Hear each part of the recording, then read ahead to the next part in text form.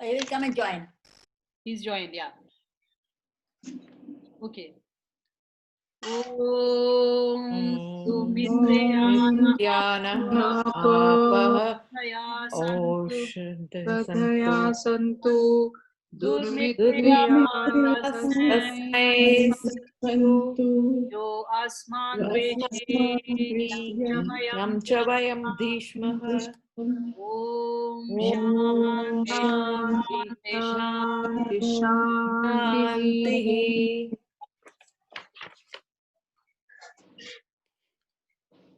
Okay, so let us have the questions first. Any questions from last time? 58 to 63. All good. Okay, so recap. Want me to do that? Which one you want to do? The first one, 58. Paramparyena tat siddho. Vimukti shruti. Go ahead, sorry.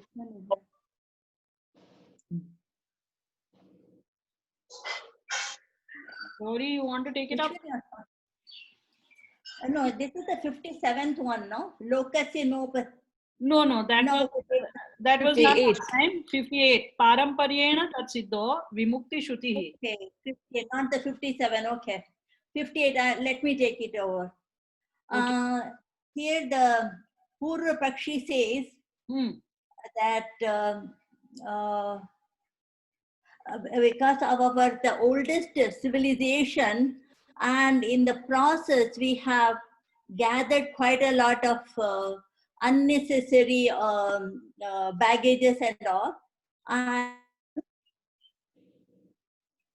develop, we need to drop all those baggages, and so that whatever is suitable for that time, we need to pick it up. And because we have a lot of traditions, with all these traditions are some of them are good, some of them are not. No. This is part of my explanation. This is not actually directly in the sutra. Okay, let somebody else. Yeah. I can take it up, Prashanti. So here Purvapakshi is trying to say, but tradition says that people who ever go to Chandraloka, etc., also have found the liberation or Mukti. Correct. Mukti. So then you tend to say that this definitely is not true, because the people who went to Chandraloka also must return. So some of the traditionally coming knowledge, if we also need to use our intellect and dissect it and see what's right and what's wrong is what you're trying to say there. Yeah. Correct. But Uttara, earlier it is said we are not, because those who are in other lokas and all, we don't know because they are not have the mortal body. Those who are in the mortal body only can moksha, they can get it. Whereas sukshma sharira, with the sukshma sharira, we cannot get that liberation. That's what it says. But definitely we can enjoy our all this happiness and all. But if we have to get that moksha, we need to have the mortal body. That's what he has been saying here in Kapila. Correct. This is a Purva Pakshi statement. This is the Purva Pakshi statement. This is not Kapila's statement. So Kapila is taking up the other party's view. Okay. Okay, so next one, Gati Shrutescha Vyapakatve api Upadhi Yogat Bhogadesha Kalalabho Vyomavat. Who else wants to take it up? I can try. Shall I? Yes, please, Vidya. So the Purva Pakshi anyway had a contention that there is only, one soul. So now he has to explain how the Gati is to the Chandraloka, right? Yes.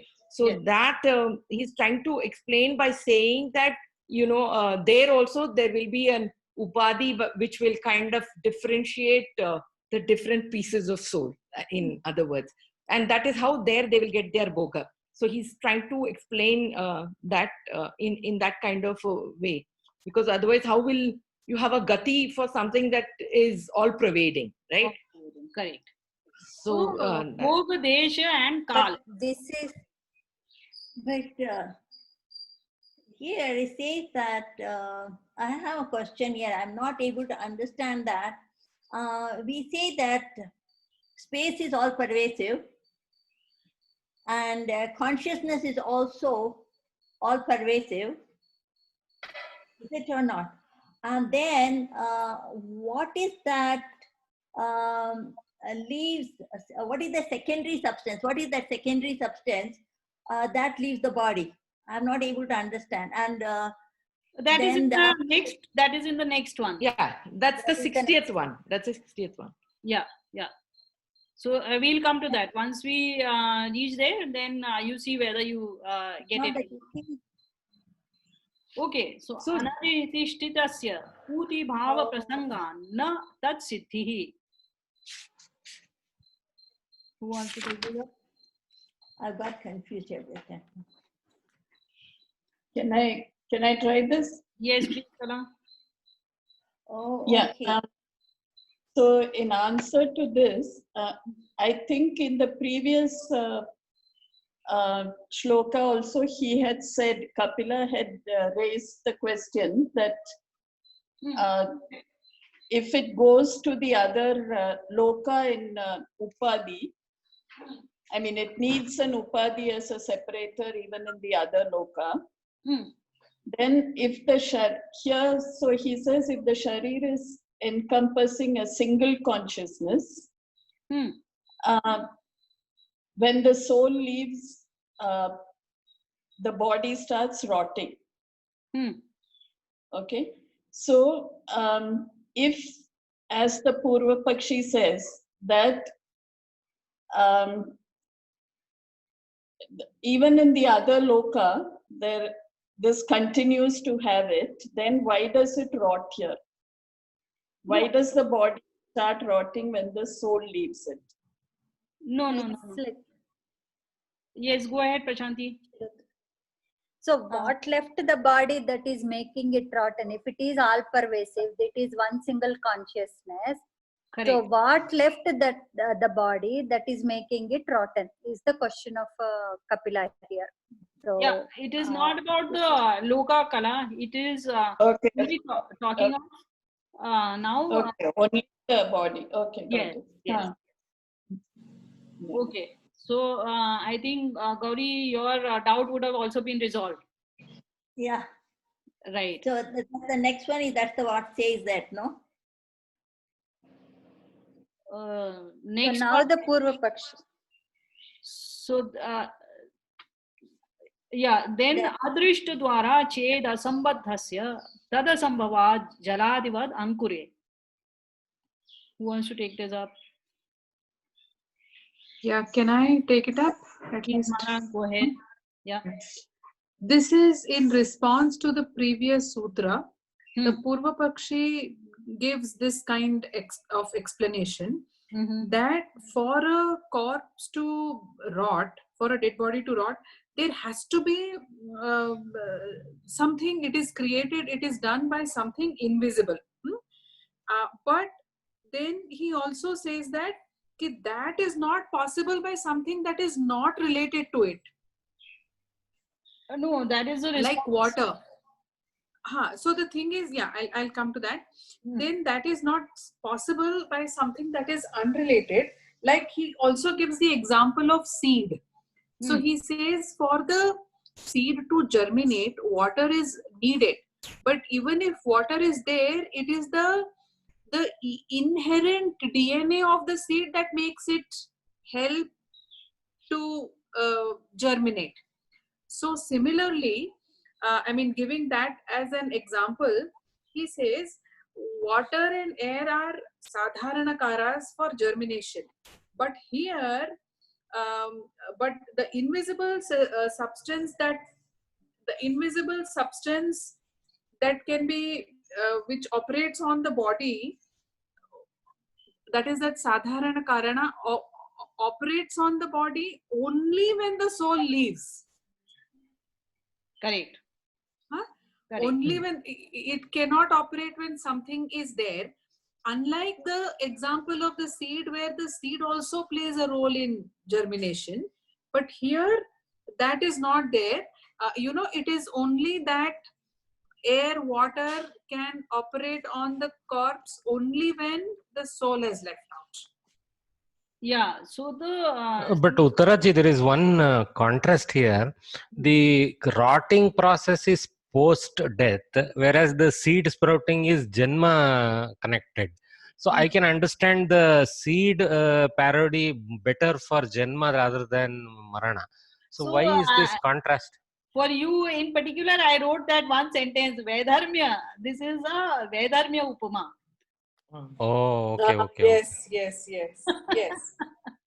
So we are seeing that in both cases there are other karanas which do exist, but when the Purva Pakshi says that this rotting is happening because of something which is invisible, so then what you have to note is that if rotting could happen with something invisible which is different from the consciousness, then it could happen even when consciousness was there, present in the body. Why does it happen only when consciousness has left it? So that is why Kapila is saying that it is like the seed, which if the seed is not there, the water cannot do anything. When the seed, proper seed which can germinate is present, then only the water can provide it nutrition in order for it to grow. So similarly, because the soul, when it is present, this Adrisht cannot act. When it has gone, then only this body can rot. So that means that the main cause is the absence of the soul, not the Adrisht karma. Okay. Okay. Basically, though Vaidharmya Upama is taken, we could also extend to take the case of a seed that fails to germinate because of the absence of this germ inside it, and so it will rot actually when water is provided. Okay. Okay. Yeah. All right. Okay. But it says Ankura, so that is why. No, correct. You're correct. This is pure Vaidharmya Upama. Beautiful. Yeah. Okay. Look, So Uttira, yeah. how could Does it mean that can leave the body? soul When- prevents the body from rotting? Sorry. One of you has to decide to come on. Okay, Mr. Chandan, tell me. Okay, he's asking something. She has not heard it. I didn't hear you. Okay. Both the voices. Actually, I will tell what Chandran was asking. I could just make out Uh-huh. something related to soul. Is it the soul that prevents the rotting? That's Yes. what. Yeah, that's it. That's my question. Indeed so. Yes. So, yes. Yes. So, in other words, the soul has got a connection with the Prakriti. In other words, soul is providing the life force in the body. Without the soul, there is no life, and then other life forms like bacteria and all take over that lump of flesh. But till the time that you have the one single entity which connects the body, By definition, the your Okay. I think others need to mute. Others need to mute. Many are not muted, causing a lot of crosstalk. there is no crosstalk. Actually, the connection is weak over there. Yeah, connection is not okay. Yeah.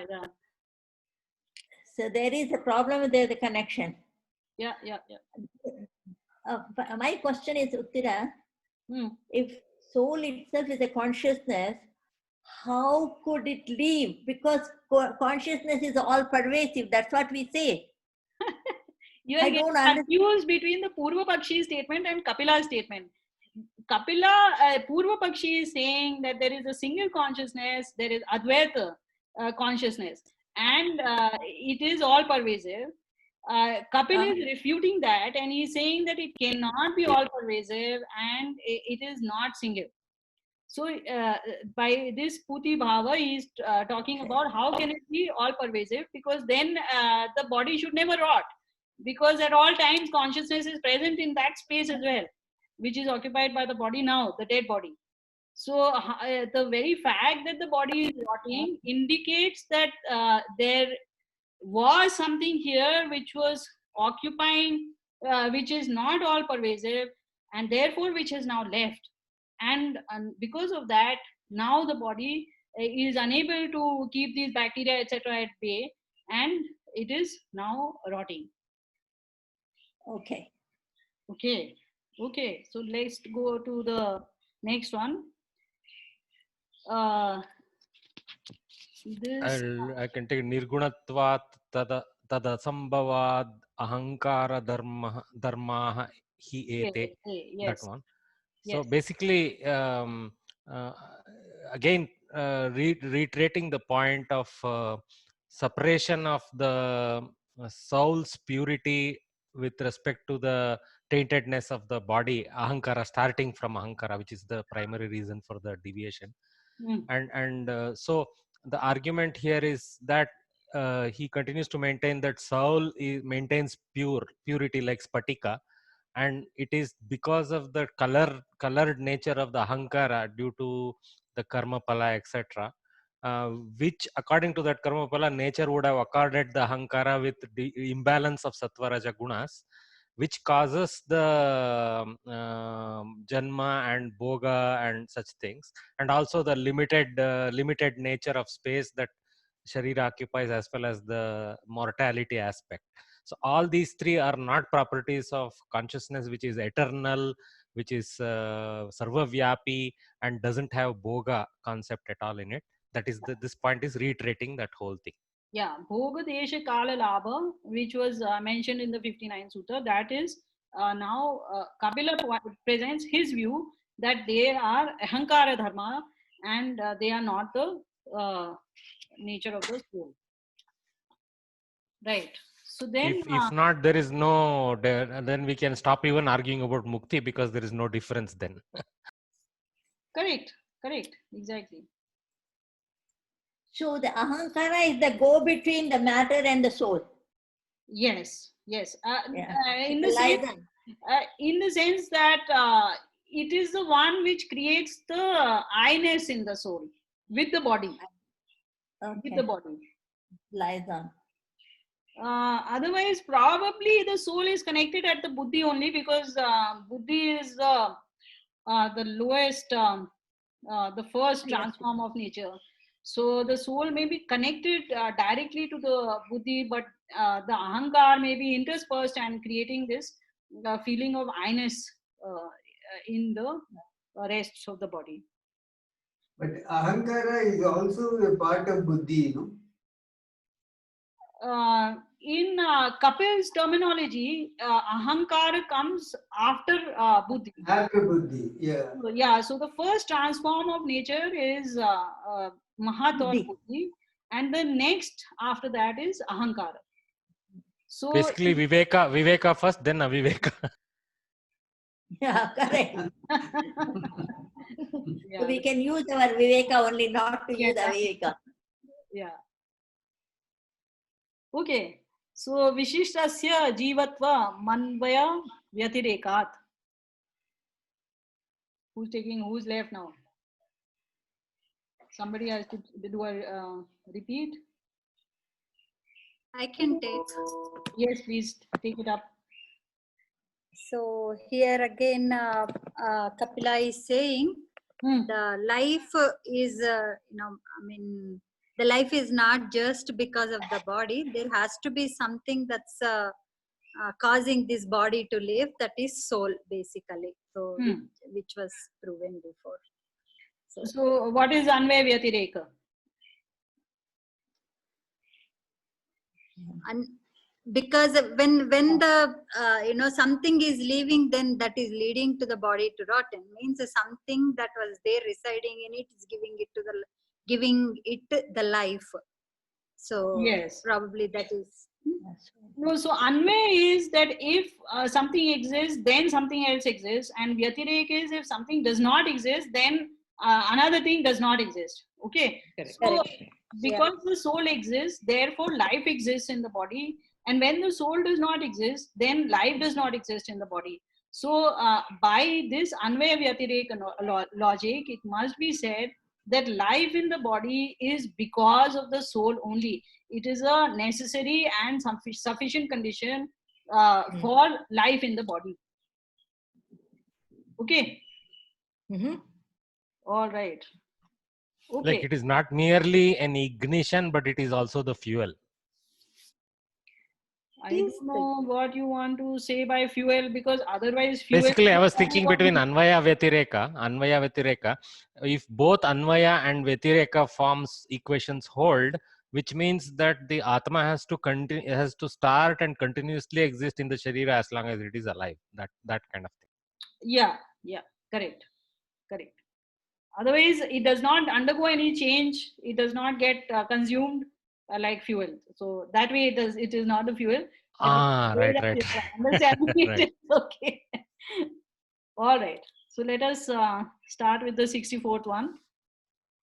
I will now mute all of you.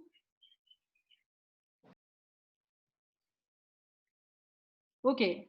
अहंकार कर्तृधीना कार्य सिद्धिर नैश्वरधीना pramana bhavat. So there is another viewpoint which you may have heard of. This is often given as Gita Sar. Once I tell you the meaning, then you will correlate. So Kapila takes up that point and refutes it. So he says ahankar kartradhina. Ahankar is the karta. Ahankar karta. Based on that, karma happens. Karya siddhi arthat karma. So karma is dependent on the doer, that is ahankar. Na ishwaradhina pramana bhavat. He says it is not dependent on God. What is not dependent? Karma. So karma is not dependent on God, pramana bhavat, because there is no proof for Ishwar being the karta. But this slightly, I mean, what we know otherwise, what we have been told is, though there are karmas accumulated due to our previous karyas, the prarabdha karma is something that is not like a straightforward equation, but there is some Ishvara nirdhara in that. That is not Kapila's view. That's what you're saying. No, that is phala. That is not karma. So, Okay. Yeah, so karma which you do leads to the accumulation of pap and punya. Okay, so now that pap and punya are your become your prarabdha karma. That is so that there the karma is not to be read as something which God did, but you have done. It has gone into your savings account, and that account will be encashed in the next janma. That is when it becomes prarabdha for this janma. But what is it yielding? It is yielding phala. So pap and punya lead to phala. So karma leads to either pap or punya, or maybe little of both, and then that is converted into phala by Ishvara and given back to you. Okay, so the phala is not dependent on you, but the karma is dependent on you. And of course, here Kapila is trying to make the distinction, and is really drawing a fine point, which, as I have told you, you must make sure that you don't misinterpret it and misunderstand it. He is saying ahankar is the karta. That in the ultimate analysis, it is not the soul which is the karta, but it is ahankar which is a karta. This you must handle very carefully, because on our level, on the worldly level, we are the doers. But when you are trying to understand how you will obtain moksha, then you have to understand the connection between the soul and the and matter, which constitutes your body, very carefully. So that is why he's splitting hairs so finely over here, and he's saying that actually all the karmas which you do are linked to ahankar, because it makes you feel that you are the body. Is that clear, Anuj? Okay. Yeah. Subtle distinction between the phala and the karya. Phala and karma is not subtle at all. It is the basics of the theory of karma, that you will sow the seed and the fruit will depend on God. Whether that harvest will come in terms of an ear of corn or something else will happen to it is dependent on God. So that is the basic theory of karma. Here he is talking about the karma itself. There is a viewpoint. I don't know if any of you have read that Gita Sar, which says कि जो कुछ हो रहा है अच्छा हो रहा है, तुम्हारे करने से कोई फर्क नहीं पड़ने वाला है. You just do whatever, you just sit back, enjoy and take it easy and relax, because God is doing everything and he will continue to do whatever he feels like. You basically make no difference at all. That is one Gita Sar which is given. Okay, whose Gita Sar I cannot say, but it is a very popular one which has some, I think, 12 points in it, and it is touted as the Sar of Gita. So Gita Sar, you must remember, is karmanyeva adhikaraste. Only in karma do you have adhikar. You do not have adhikar in the phala. Same thing is said repeatedly through all the ancient texts. You will not find any contradiction over there. Contradiction is appearing only in later texts and in the text of fools, if I may say so. So, here Kapil is saying that to say that your karma is actually being performed by Ishvara, there is no pramana for that. There is no proof to say that the actions which you are performing are not based on your volition, your desire to do so. Why? Because we ourselves are aware of the fact that we decide to take up an action. We say that, okay, I am hungry now, let me go and eat. I am tired now, let me go and sleep. Okay, so this has nothing to do with God in it. We are taking the action that, okay, I want to go on the path of spirituality, so let me put in effort there. Let me remove my effort from the other material causes which I have been going after. So this is my decision. That is why some of us are going in one direction, others are going in one direction, others are going in a completely different direction. Why? If it was up to God, all of us would be behaving in the same way. We would not have different natures at all. God will do what he wants to do. So there is no pramana, no proof to say that God is the one who is performing the karmas. And Kapil repeats that it is ahankara only which is the karta. Okay, if you have any doubts. Okay, it's clear. Okay. Adrishtodbhutivat samanatvam.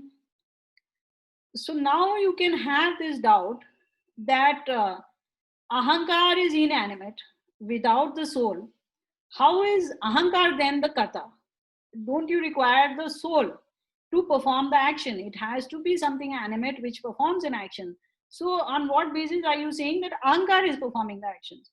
So Kapil says that adrishtodbhutivat samanatvam, that just as this universe is created by this invisible force which is Ishvara, similarly in this body, this ahankar, which is again an adrishta form, an invisible form, is the one which is pushing this.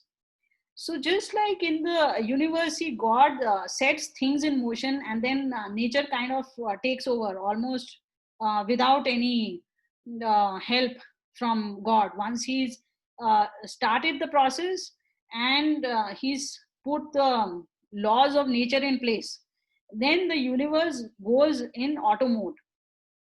Okay, so there was an initial, as Anuj says, ignition, which was provided by God.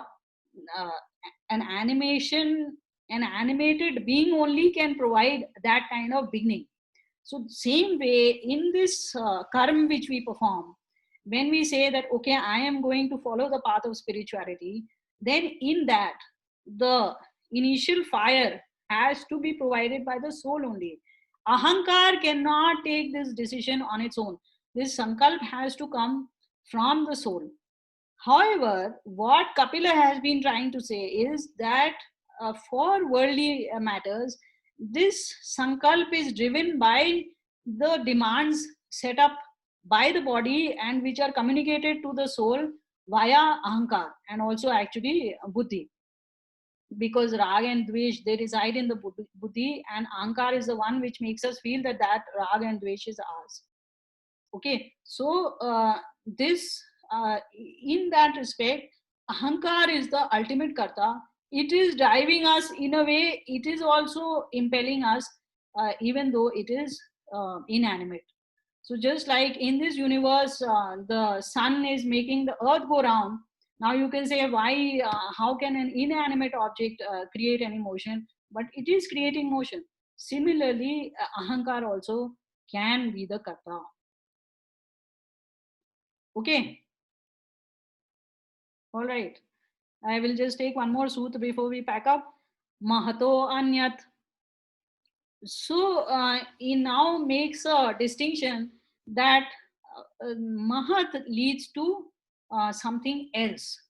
This is what I just preempted and told you in the previous one, that mahat, that is buddhi, actually is the keeps the storage of rag and dvesh. It is the one which performs reasoning, logic. It is the one that determines what is what, and it stores that information. And ahankar is the one which puts color on it, in the sense that it tells the soul, this is you, this is you, this is you. So then the soul starts responding to that data. So here again, Kapil is kind of forcefully saying that it is not buddhi which is performing karma. Buddhi is providing the rag and dvesh, the database which is there, but it is ahankar which is actually providing the impulse to action. So Mahatha is in Panchami here. Yes, yes, is in Panchami. And so Anyat refers to Ahankara. All right. Or you can say Anyat Karma. So Mahat is leading, has a different function. Okay, so I will close here and we will start. Yeah, Mahat has a different function from Ahankar. From Ahankar, yes, yes. Or Ahankar is different from Mahat. If you take From Panchami, Mahat. then it is different from Mahat. Yeah. Mahat, yes, Yeah. yes. So either Ahankar itself is different, or the function of Ahankar is different and of Buddhi is different. Okay, so I will end now and we will join the new. Uttaraji, just to kind of put it in a capsule, if you have to look at the hierarchy of,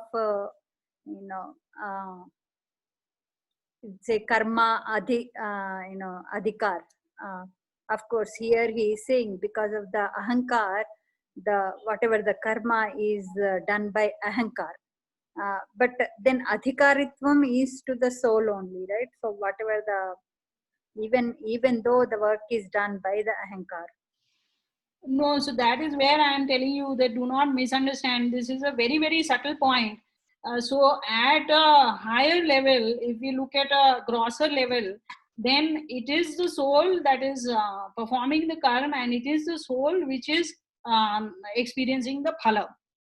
Now we are digging in deeper and we are saying that how can the soul be performing karma? it has actually nothing to do with matter in real terms, because Correct. It doesn't have any tainting of anything. yeah. So now that we have come to this analysis that soul is completely different from matter and it is nirguna, so why is it performing these karmas which have guna in it, which are sattvic, rajasic and tamasic karmas? So how can it perform such a thing? So for that, Kapil has explained it to you that it is actually this ahankar which is leading to the I-ness of the body inside the soul. Right. So in our consciousness, we become this body, and having become this body, now we perform karma which is helpful or detrimental, as the case may be, for the body. So in that way, actually it is ahankar which is impelling you into a particular course of action. Correct. It is providing the sattvic, rajasic, tamasic guna in the karma. Clear now. Clear? Okay. You have to end Uttara, last few seconds. We are ending now. Okay.